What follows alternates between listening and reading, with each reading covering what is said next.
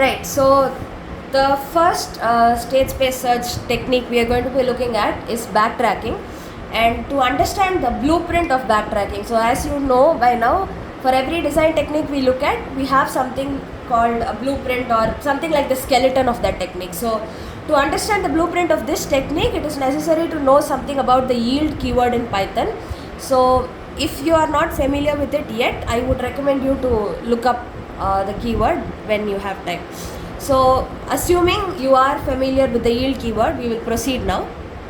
Backtracking is a state space search algorithm, meaning it will start from your initial state, what is given in the question, and it will progress from one intermediate state to another till it reaches the answer state.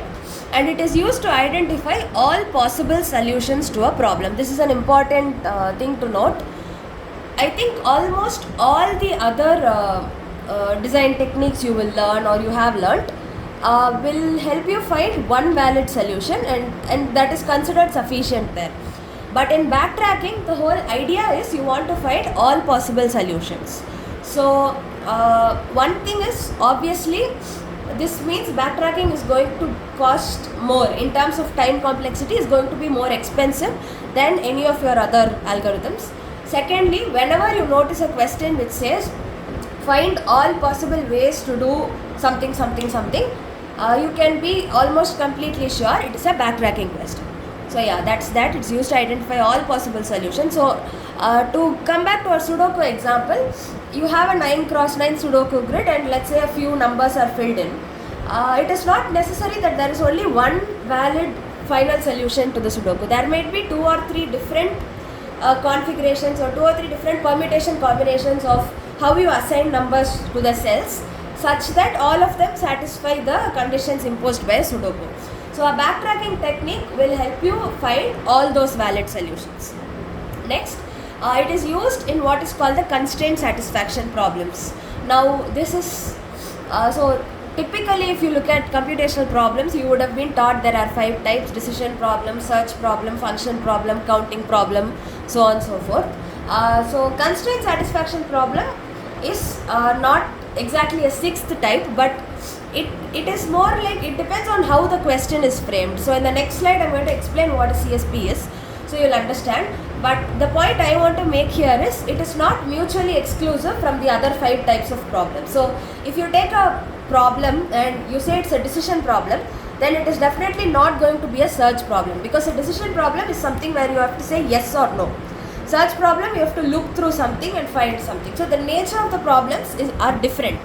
But if you take a CSP, it can be an optimization problem and a constraint satisfaction problem at the same time, and so on and so forth. So the other 5 types like decision, search, counting and so on, they are defined based on what you want to find, what your answer is going to be. Constraint satisfaction problem is defined based on how the question is framed.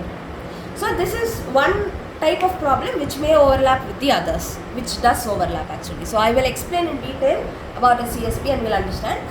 But for ease in identifying patterns and stuff, this is a rule of thumb. It simplifies the solving of maze or puzzle type problems. So whenever you have something like a grid, a chessboard, a Sudoku grid, a crossword grid, a maze kind of a thing, it is highly likely that it's going to be a backtracking problem.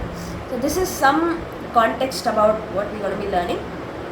So like I said, backtracking is used for constraint satisfaction problems. So we will first see what a constraint satisfaction problem is.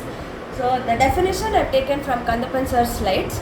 A problem defined by a set of variables x1, x2 up to xn, a set of domains d1, d2 up to dn, where d1 is the domain for x1, meaning d1 is a set of options and x1 can only take values from those options. I'll give you an example soon, don't worry.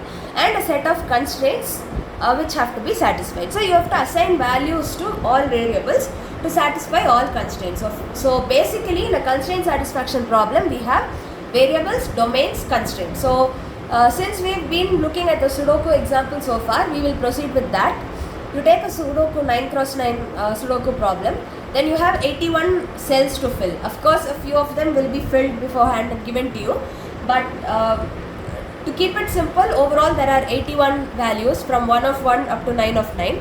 These are the variables. The domain for each of them is going to be the set 1, 2, 3, 4, 5, 6, 7, 8, 9.